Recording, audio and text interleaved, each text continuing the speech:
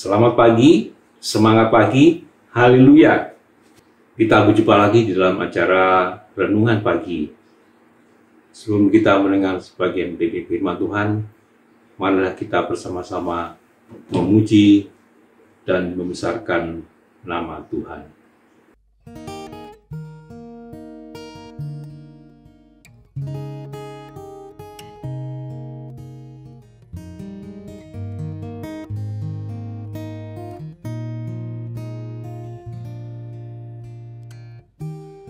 Perhatikanlah bunga bakung di ladang, Tuhan hiasi tanpa bekerja. Apalagi kita orang percaya, Tuhan pelihara, Tuhan cukupkan. Perhatikan burung-burung di udara, Tuhan beri makan tanpa bekerja.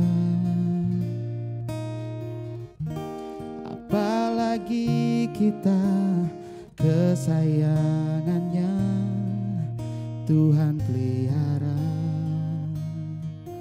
Tuhan sediakan. Saat kau perlu Tuhan tahu, saat kau minta Tuhan dengar, saat percaya Tuhan bekerja, saat menangis Tuhan tahu, saat berdoa Tuhan dengar, saat bersyukur Tuhan berkati. Dari awal lagu ini. Perhatikan burung-burung di udara, Tuhan beri makan tanpa bekerja. Apalagi kita kesayangannya, Tuhan pelihara, Tuhan sediakan. Oh, saat kau perlu Tuhan tahu, saat kau minta Tuhan dengar, saat percaya Tuhan bekerja, saat menangis Tuhan tahu, saat berdoa Tuhan dengar, saat bersyukur Tuhan berkati. Kau Tuhan lebih dari cukup, kasih-Mu Tuhan. Oh, Kau Tuhan lebih dari kata, janji-Mu pasti terjadi. Oh, saat kau perlu Tuhan tahu, saat kau minta Tuhan dengar, saat percaya Tuhan bekerja. Oh, saat menangis Tuhan tahu, saat berdoa Tuhan dengar, saat bersyukur Tuhan berkati. Sekali lagi. Oh, saat kau perlu Tuhan tahu, saat kau minta Tuhan dengar, saat percaya Tuhan bekerja. Oh, saat menangis Tuhan tahu, saat berdoa Tuhan dengar, saat bersyukur Tuhan berkati, saat bersyukur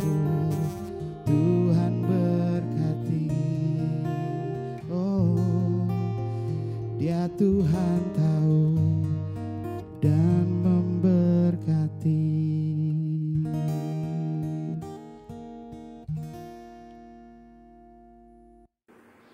Mari kita berdoa.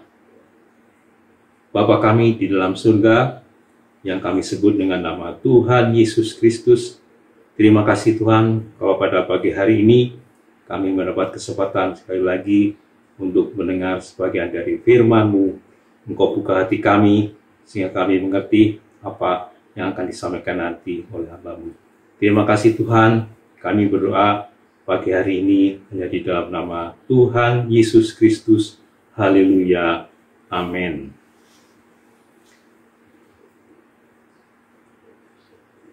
Pada pagi hari ini, renungan pagi yang akan saya sampaikan berjudul Kerajaan Sukacita dan Damai Sejahtera. Ayat pokok kita terdapat di dalam Matius 13 ayat 44. Matius 13 ayat 44.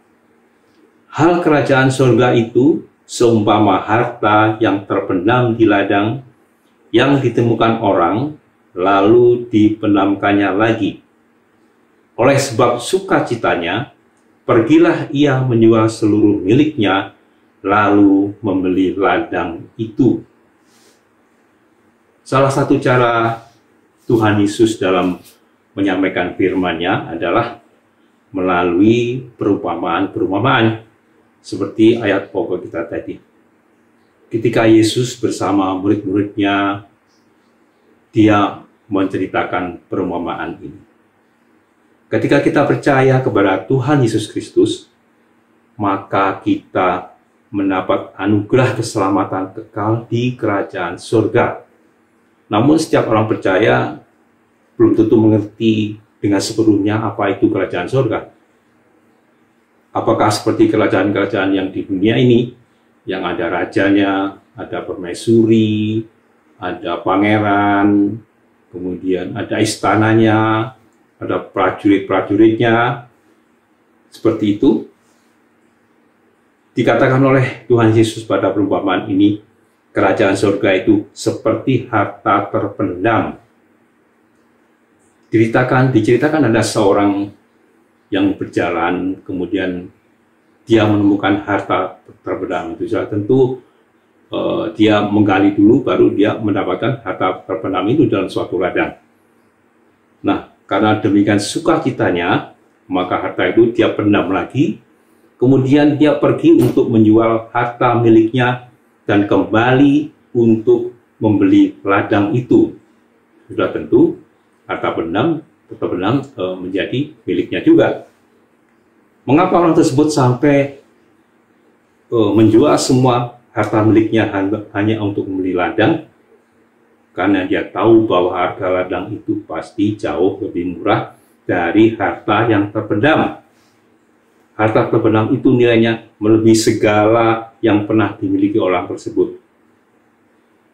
Kalau kita berpikir bahwa kerajaan surga nilainya melebihi, bahkan jauh lebih berharga dari semua harta yang kita miliki, berarti secara logika kita harus juga menjual semua harta milik kita dan membeli harta yang tak ternilai, yang akan membuat kita sangat bersukacita, dan bukan saja hanya bersukacita, juga mendapatkan damai sejahtera, seperti yang dikatakan di dalam Roma 14 ayat 17.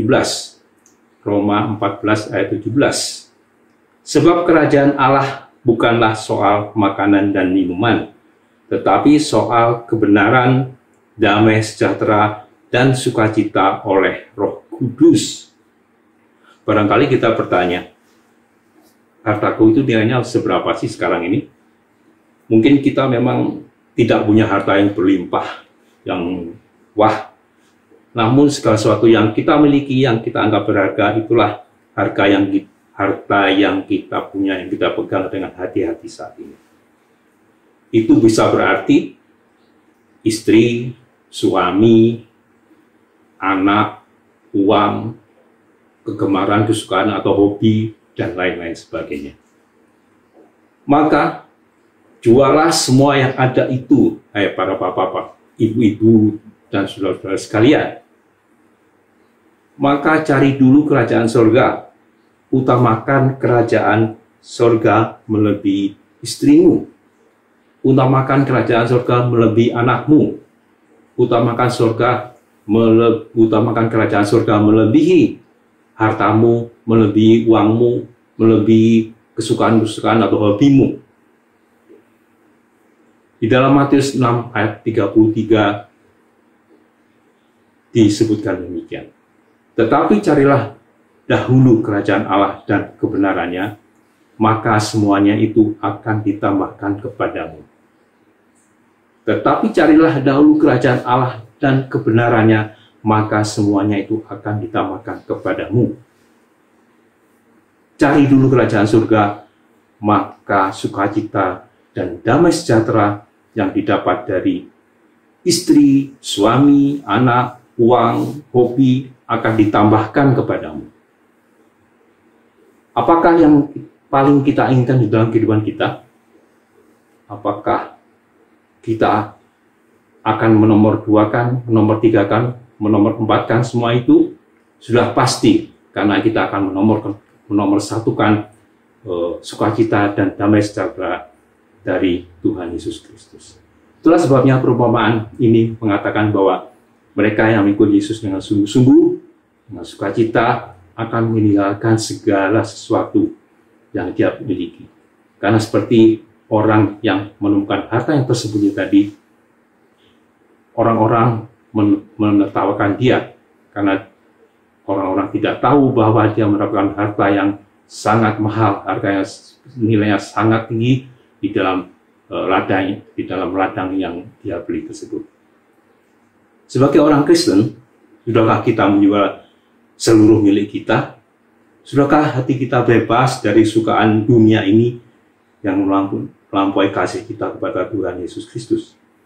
Jika kita mengasihi harta dunia ini lebih dari Yesus, maka renungkan kembali perumpamaan kita pada pagi hari ini. Jika kita menemukan harta terpendam di sebuah ladang yang nilainya jauh lebih tinggi dibandingkan dengan harga ladang itu, dan juga jauh lebih tinggi dari harta yang kita miliki, maka sudah pasti kita akan menjual seluruh harta kita dan kita akan membeli ladang tersebut. Kita akan menjual seluruh harta milik kita karena kita tahu bahwa harta yang terkandung dalam ladang itu jauh lebih tinggi nilainya. Demikian juga dalam mengikuti Yesus. Apa yang kita tinggalkan pasti akan diganti dengan sukacita dan damai sejahtera yang jauh lebih tinggi nilainya dari segala sesuatu yang kita miliki. Jika Kristus lebih besar dari segala sesuatu di dalam hidup kita, maka apapun yang kita tinggalkan untuk Kristus sebenarnya tidak membawa kita ke dalam kerugian apapun. Bahkan sebaliknya, kita akan mendapatkan suatu keuntungan yang sangat besar, karena Dia, Yesus Kristus, jauh lebih besar dari apa yang kita tinggalkan. Demikian renungan pagi telah kita dengarkan bersama, tetapi sebelum berpisah ada sedikit pesan. Purbalingga bukanlah kota di Pulau Kalimantan. Pulau Kalimantan, tempat ibu kota negara kita. Kerajaan surga bukanlah soal makanan dan minuman, tetapi soal kebenaran, sukacita, dan damai sejahtera. Ke Maluku membeli buah pala. Sampai di sini dulu perjumpaan kita. Tuhan Yesus Kristus memberkati. Mari kita berdoa. Bapa kami dalam surga, yang kami panggil dengan nama Tuhan Yesus Kristus, terima kasih Tuhan, kalau pada pagi hari ini kami telah selesai mendengar sebagian dari firman-Mu Tuhan. Firman-Mu yang mengatakan kepada kami bahwa haruslah kami mendapatkan damai sejahtera dan sukacita itu hanya daripada Engkau Tuhan. Terima kasih Tuhan, terima kasih. Kami berdoa pada pagi hari ini dan bersyukur padamu hanya di dalam nama Tuhan Yesus Kristus. Haleluya. Amin. Di dalam